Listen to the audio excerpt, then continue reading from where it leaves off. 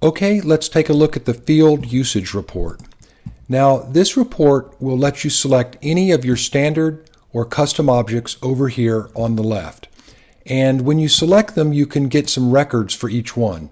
So like the account object, we could select all records, we could select records by name, we could select records with a filter, so we can identify any group of records that we're interested in. As you see here, this is bold on the list. So if it's no records, then it's not shown as bold, but if we selected something, it shows it as bold, and the items in bold will be included in the display report. So let's preview the account record report. Now the preview will look at every record in the account and compile a list of which items are empty, which fields have the default value, and which fields are distinct. So for example, as you look across, total shows the total number of records for each field. Default shows the number of records that have the default value for that field. Empty shows the number of records that have an empty value. Sometimes that's the default as well. Distinct is the most interesting statistic. That shows you fields that are highly similar and uniform in their value distribution versus fields that are highly unique and distinct. And then we have the percentage of default, percentage of empty, and percentage of distinct. So you can sort this by any of these different criteria. I think distinct is probably the most useful thing to look at.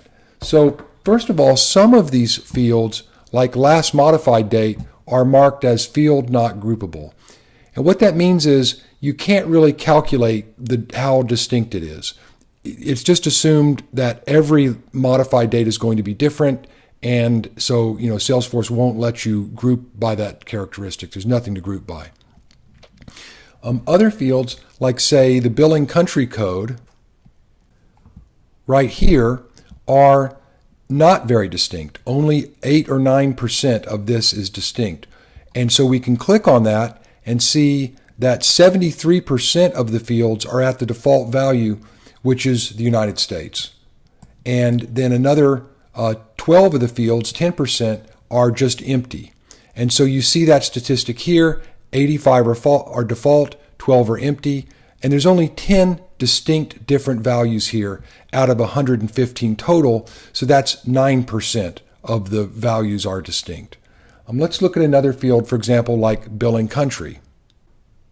So here you can see that the default value is empty, and 12 of the values are default. 85 values are the United States, and so this is a little bit more distinct. And so for billing country, you have 11.3% distinct values. So this field's being used a little bit more effectively than the other one, and so that might lead you to remove some fields in an object cleanup, or it might lead you to change your policies such that this data is being populated in a more effective manner. So lastly, let's look at just the name of the companies. So here we have 115 total records. None are at the default value, none are empty, they're 100% distinct. So that's a very good sign, that this field's really being utilized very effectively in my Salesforce org. So, this table over here at the right can show you the most popular values, or probably what you're more interested in, the least popular values that would be used for populating that field. Okay, so after I'm happy with my preview and I've set up the different records that I want to look at, then these bold values over here will be included in the display report. Let's take a quick look at that.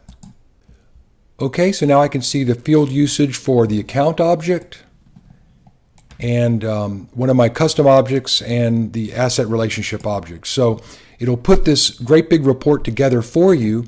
You can then export it from here, or more likely, you'll want to schedule the report, whenever there's a new snapshot available, send this PDF report out in email to whatever group of administrators, or save it in a folder, whatever you want to do.